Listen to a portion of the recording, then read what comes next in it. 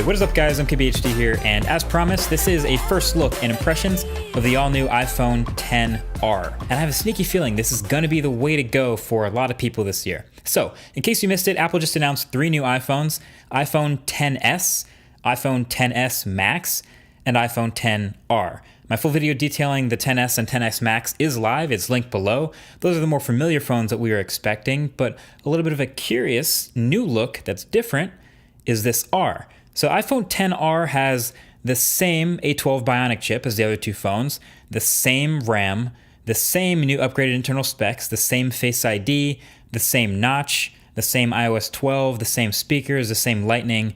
So what's different? What makes it the R? Also, I don't really know what the R stands for. There could be a couple things, but there's a couple things that make this phone the R. First off, it's an LCD display instead of the OLED in the other 2 phones. Not a huge deal on the surface, as Apple generally makes pretty good LCDs, but it's also worth noting it's a lower resolution as well, 1792 by 828, so a little bit above 720p on a 6.1-inch display. So it's not going to be the sharpest screen in the world. It's still over 300 pixels per inch, but you can't even watch 1080p HD videos on this screen, which is a bit of a bummer, so definitely keep that in mind. And then the other difference with the display is the bezels all the way around are just slightly thicker. And this has to do with the fact that you can't bend an LCD display like you can with an OLED. And those other iPhones have a display going right up to basically the edge to the corner, because you can tuck the drivers in the edge and the OLED right up to the corners. That's what they did with the iPhone X.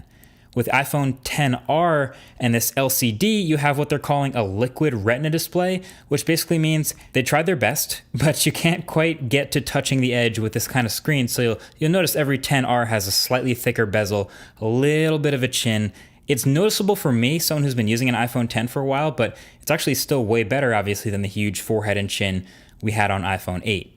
The screen is still True Tone, it still has touch to wake, but it's now lacking 3D touch, so no force pressing things anymore on iPhone XR. But to be honest, they kind of built around that with a long press in areas where 3D touch might be missed, like the control center. And truthfully, I won't really miss it. I barely use 3D touch ever anyway, but now you know.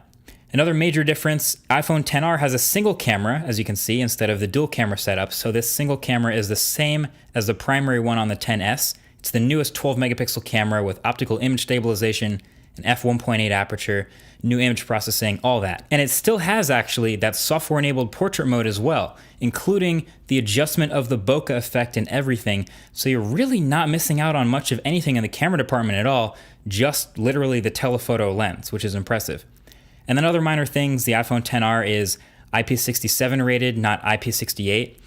But the real difference, the head turner that you've definitely noticed by now, is all these new colors. iPhone XR comes in 6 new colors: red, blue, coral, yellow, white, and black. And I'm gonna go through each one of these with like a sort of a mini review, because that's what we do here, right? Okay, so let's start with the coral. It's this sort of a peachy pastel color, maybe more of a salmon depending on how the light hits it. And then all these iPhone XRs have aluminum frames instead of stainless steel, so they do color the frames too.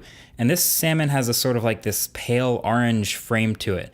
It's all right. I'm gonna go 6 out of 10. White is sort of like your de facto standard. So it actually is brighter and actually white compared to the silver that we have on the iPhone X. So it's actually different. And then the sides are still silver, but they're also pretty bright. Not really a whole ton of contrast on this phone since everything is so bright here. But hey, if you like to keep it clean, this is the clean look. I'm gonna go 6.5 out of 10. Then there's the blue. This is nice. This is like a sky baby blue type of look. And the rails are even more pale blue, but they go together since they both sort of feel like a desaturated in a way. Bonus points if you wear a lot of blue jeans. I think this is giving me iPhone 5C vibes. I'm gonna go 8 out of 10. Then black. You already know, I got a soft spot for matte black, and this one is right up that alley. Super clean, stealthy, dark mode, all those things. Even the bands kind of sort of look like Batman's art pieces. Only downside is this one is definitely gonna show the most fingerprints. So I'm going 8 out of 10 again. Then yellow. This one has like a taxi vibe to it. I don't know, there's not a whole lot of yellow items in my life, but if they were, I'm sure this would be more saturated yellow than all of them. And this wouldn't be so bad, but the aluminum sides of this one are really pale. like almost different color yellow. It's kind of weird. It just sort of reminds me of the worst version of the iPhone 5C. I wasn't into that. Not my style. Sorry, yellow. 4 out of 10. And then last but not least, product red.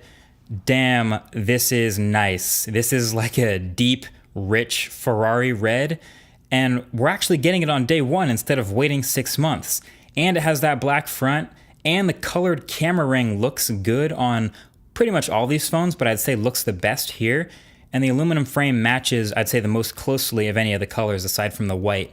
This one is a winner, easily my favorite color option, 9.5 out of 10. But there you have it. That is iPhone XR. It's like that. It's a funky Frankenstein iPhone with some things from iPhone 8, some things from iPhone 10. It kind of technically qualifies in that way as a new design. And you can even kind of see some of the color of the aluminum frame up on the front. So a wallpaper that matches it does make a real difference. Basically, you can look at this phone as sort of the new iPhone 8. This is the ideal upgrade for someone on an iPhone 8 or older right now, not an iPhone 10. It's going to start at $749 for 64 gigs. Definitely not cheap, but still much cheaper than the iPhone XS. And it's going to come out about a month after the XS in October. So stay tuned for the full review when I do get my hands on these things. But until the next one, thanks for watching. RIP to the home button. Catch you guys in the next one. Peace.